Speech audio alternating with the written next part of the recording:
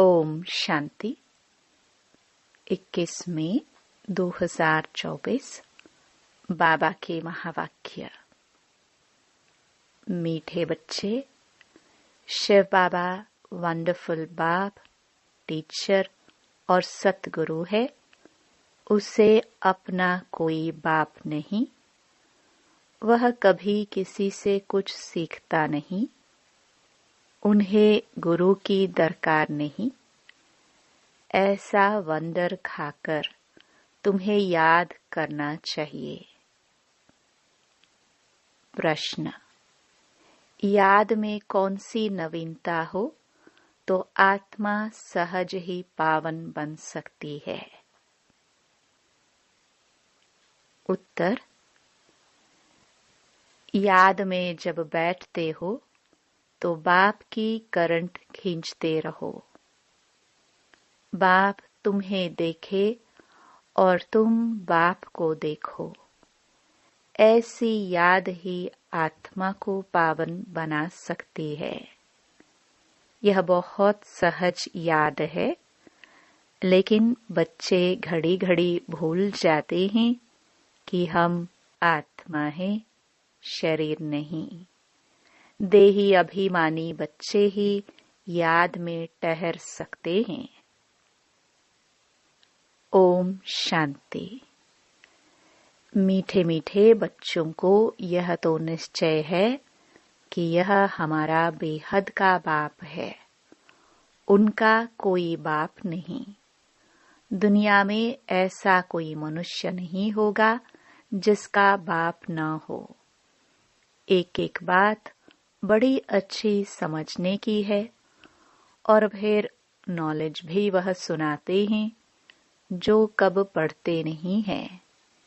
नहीं तो मनुष्य मात्र कुछ न कुछ पढ़ते जरूर है। श्री कृष्ण भी पढ़ा है। बाप कहते हैं, मैं क्या पढ़ूं? मैं तो पढ़ाने आया हूं। मैं पढ़ा हुआ नहीं हूं। मैंने कोई से शिक्षा नहीं ली है। कोई गुरु नहीं किया है। ड्रामा प्लान अनुसार बाप की जरूर ऊंच ते ऊंच महिमा होगी। गाया भी जाता है, ऊंचे ते ऊंचा भगवन। उनसे ऊंचा फिर क्या होगा? न बाप, न टीचर, न गुरु। इस बेहद के बाप का न कोई बाप है, न टीचर है, न गुरु है। यह स्वयं ही बाप, टीचर, गुरु है। यह तो अच्छी तरह समझ सकते हो। ऐसा कोई भी व्यक्ति हो नहीं सकता। यही वंडर खाकर ऐसे बाप, टीचर, सतगुरु को याद करना चाहिए। मनुष्य कहते भी हैं, ओ गॉड फादर। वह नॉलेजफुल टीचर भी है, सुप्रीम गुरु भी है। एक ही है। ऐसा कोई दूसरा मनुष्य मात्र नहीं होगा। उनको पढ़ाना भी मनुष्य तन में है। पढ़ाने के लिए मुख तो जरूर चाहिए। यह भी बच्चों को घड़ी घड़ी स्मृति रहे तो भी बेड़ा पार हो जाए। बाप को याद करने से ही विकर्म विनाश होंगे। सुप्रीम टीचर समझने से सारा ज्ञान बुद्धि में आ जाएगा। वह सतगुरु भी है। हमको योग सिखला रहे हैं। एक के ही साथ योग लगाना है। सभी आत्माओं का एक ही फादर है। सब आत्माओं को कहते हैं, मामेकम याद करो। आत्मा ही सब कुछ करती है। इस शरीर रूपी मोटर को चलाने वाली आत्मा है। उनको रथ कहो व कुछ भी कहो, मुख्य चलाने वाली आत्मा ही है। आत्मा का बाप एक ही है। मुख से कहते भी हो, हम सब भाई भाई हैं। एक बाप के बच्चे, हम सब भाई भाई हैं। फिर जब बाप आते हैं प्रजापिता ब्रह्मा के तन में, तो भाई बहन होना पड़ता है।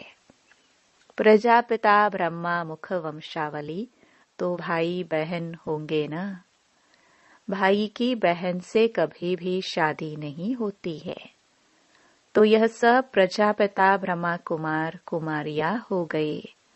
तो भाई बहन समझने से जैसे बाप के लवली चिल्ड्रन ईश्वरीय संप्रदाय हो गए। तुम कहेंगे हम हैं डायरेक्ट ईश्वरीय संप्रदाय। ईश्वर बाबा हमको सब कुछ सिखला रहे हैं। वह कोई से सीखा हुआ नहीं है, वह तो है ही सदैव संपूर्ण। उनकी कलाएं कभी कम नहीं होती और सबकी कलाएं कम होती है। हम तो शिव बाबा की बहुत महिमा करते हैं। शिव बाबा कहना बड़ा इजी है और बाप ही पतित पावन है। सिर्फ ईश्वर कहने से इतना जंजता नहीं है। अभी तुम बच्चों को दिल में जंजता है, बाप कैसे आकर पतितों को पावन बनाते हैं। लौकिक बाप भी है, पारलौकिक बाप भी है। पारलौकिक बाप को सभी याद करते हैं, क्योंकि पतित हैं तब याद करते हैं। पावन बन गए फिर तो दरकार नहीं पतित पावन को बुलाने की। ड्रामा देखो कैसा है। पतित पावन बाप को याद करते हैं, चाहते हैं हम पावन दुनिया के मालिक बने। शास्त्रों में दिखाया है देवताओं और असुरों की लड़ाई लगी, परंतु ऐसा तो है नहीं। अभी तुम समझते हो हम न असुर हैं न देवता हैं। अभी हम हैं बीच के। सभी तुमको कूटते रहते हैं। यह खेल बड़ा मजे का है। नाटक में मजा ही देखने जाते हैं ना। वह सब है हद के ड्रामा, यह है बेहद का ड्रामा। इनको और कोई नहीं जानते। देवताएं तो जान भी नहीं सकते। अभी तुम कलयुग से निकल आए हो। जो खुद जानते हैं वह औरों को भी समझा सकते हैं।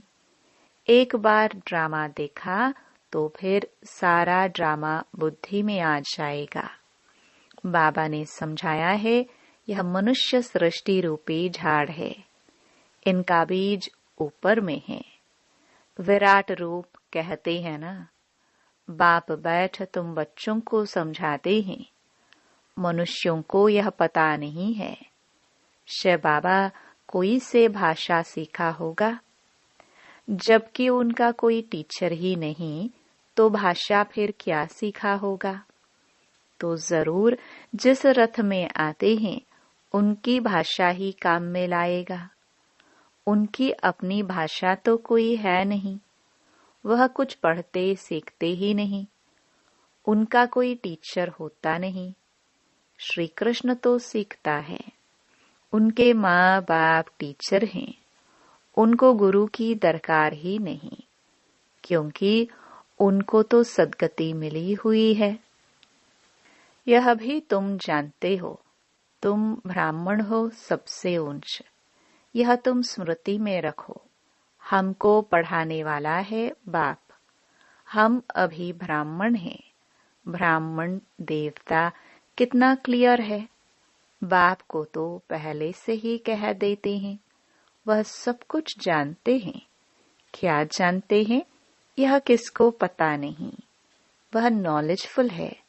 सारी सृष्टि के आदि मध्य अंत की उनको नॉलेज है। बीज को सारे झाड़ की नॉलेज होती है। वह तो है जड़ बीज। तुम हो चैतन्य। तुम अपने झाड़ की नॉलेज समझाते हो। बाप कहते हैं मैं इस वैरायटी मनुष्य सृष्टि का बीज हूँ। है तो सब मनुष्य, परंतु वैरायटी है। एक भी आत्मा के शरीर के फीचर्स दूसरे जैसे नहीं हो सकते। दो एक्टर्स एक जैसे नहीं हो सकते। यह है बेहद का ड्रामा। हम मनुष्यों को एक्टर्स नहीं कहते हैं, आत्मा को कहते हैं। वो लोग मनुष्यों को ही समझते हैं। तुम्हारी बुद्धि में है कि हम आत्माएं एक्टर्स हैं जो शरीर द्वारा डांस करते हैं। जैसे मनुष्य बंदर को डांस कराते हैं, यह भी आत्मा है जो शरीर को डांस कराती है, पाठ बजवाती है। यह तो बहुत सहज समझने की बातें हैं। बेहद का बाप आते भी जरूर हैं, ऐसे नहीं कि नहीं आते। शिव जयंती भी होती है। बाप आते ही तब हैं जब दुनिया चेंज होनी होती है। भक्ति मार्ग में श्री कृष्ण को याद करते रहते हैं, परंतु श्री कृष्ण आए कैसे? कलयुग में या संगम पर तो श्री कृष्ण का रूप इन आंखों से देखा नहीं जा सकता। फिर उनको भगवान कैसे कहे? वह तो सत्युग का पहला नंबर प्रिंस है। उनका बाप टीचर भी है। गुरु की उनको दरकार नहीं, क्योंकि सदगति में है। स्वर्ग को सदगति कहा जाता है। हिसाब भी क्लियर है। बच्चे समझते हैं मनुष्य 84 जन्म लेते हैं। कौन कौन कितने जन्म लेते हैं वह तो हिसाब करते हो। डेटी घराना जरूर पहले पहले आता है। पहला जन्म उनका ही होता है। एक का हुआ तो उनके पीछे सभी आ जाते हैं। यह बातें तुम जानते हो। तुम्हारे में भी कोई अच्छी रीति समझते हैं। जैसे उस पढ़ाई में होता है, यह है बहुत सहज। सिर्फ एक गुप्त डिफिकल्टी है। तुम बाप को याद करते हो, उसमें माया विघ्न डालती है, क्योंकि माया रावण को हसद ईर्ष्या होता है। तुम राम को याद करते हो तो रावण को हसद होता है कि हमारा मुरीद राम को क्यों याद करता है। यह भी ड्रामा में पहले से ही नोंद है, नई बात नहीं। कल्प पहले जो पाठ बजाया है वही बजाएंगे। अभी तुम पुरुषार्थ कर रहे हो। कल्प पहले जो पुरुषार्थ किया है वह अभी भी कर रहे हो। यह चक्र फिरता रहता है, कभी बंद नहीं होता है।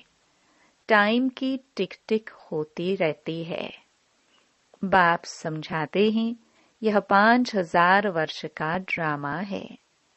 शास्त्रों में तो कैसी कैसी बातें लिखती हैं। बाप ऐसे कभी नहीं कहेंगे कि भक्ति छोड़ो, क्योंकि अगर यहाँ भी चल नहीं सके और वह भी छूट जाए तो ना इधर का ना उधर का ही रहे, कोई काम का ही नहीं रहा।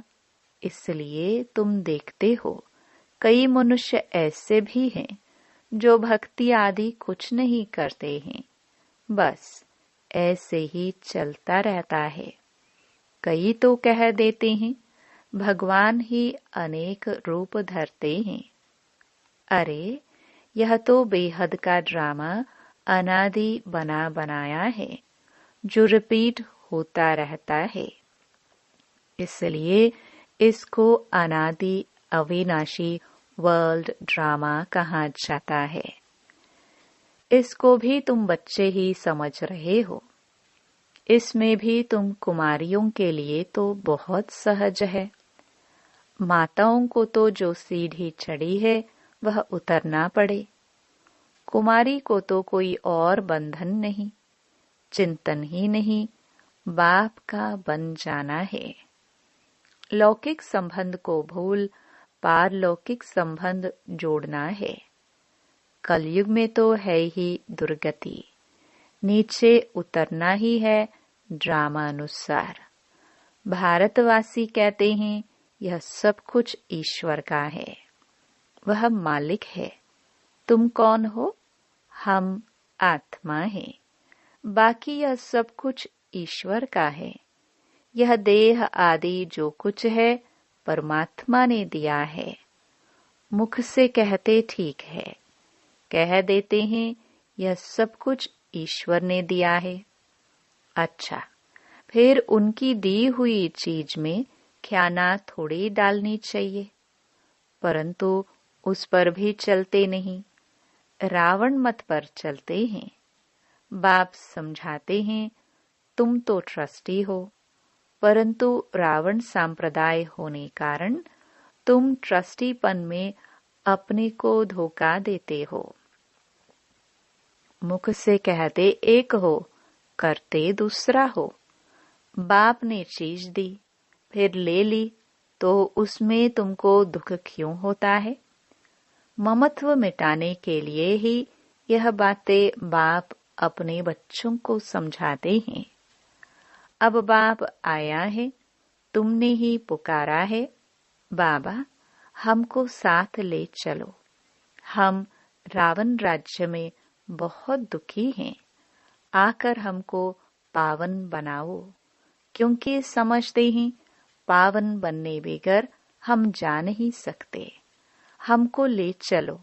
कहाँ? घर ले चलो। सब कहते हैं हम घर जाए। श्री कृष्ण के भक्त चाहते हैं कि हम कृष्णपुरी वैकुंठ में जाए। सतयुग ही याद रहता है, प्यारी चीज है।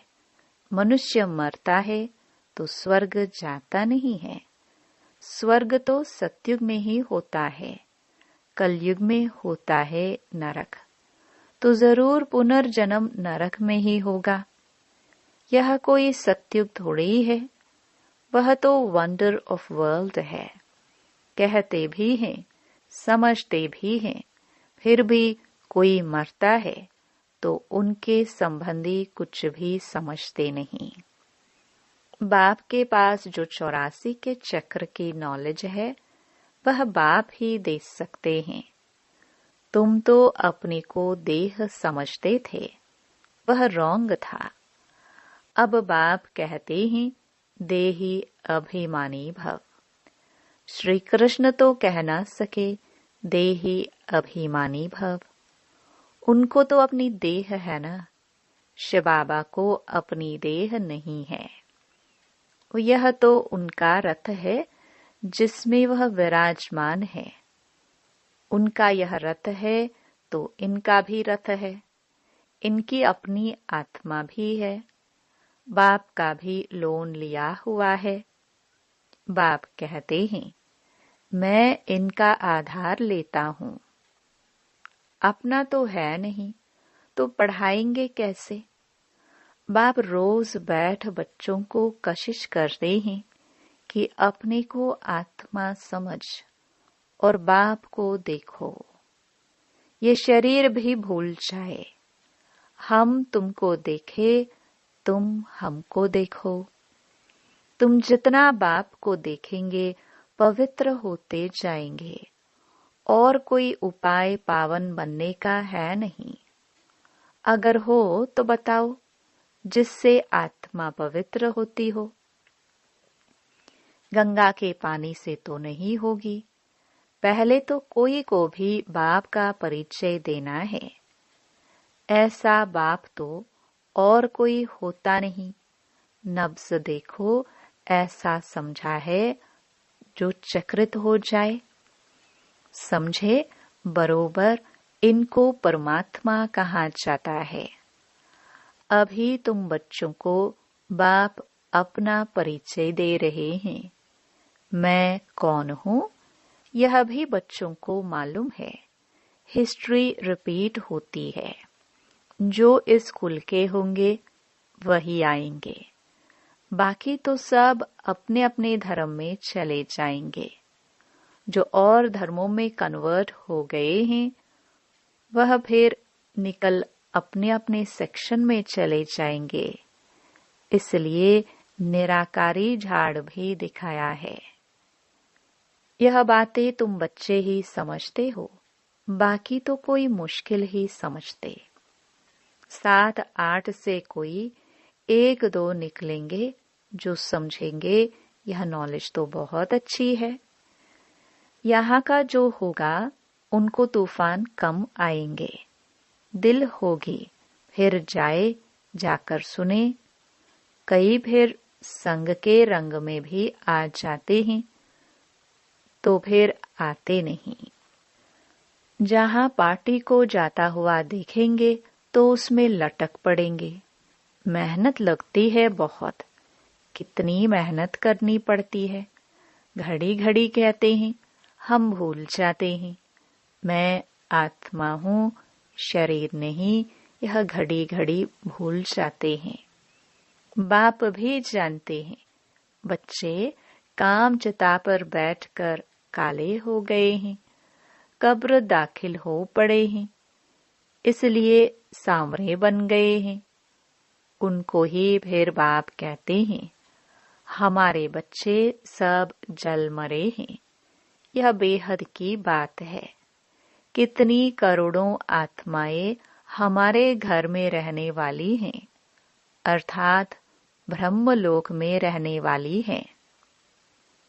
बाप तो बेहद में खड़े हैं ना, तुम भी बेहद में खड़े हो जाएंगे।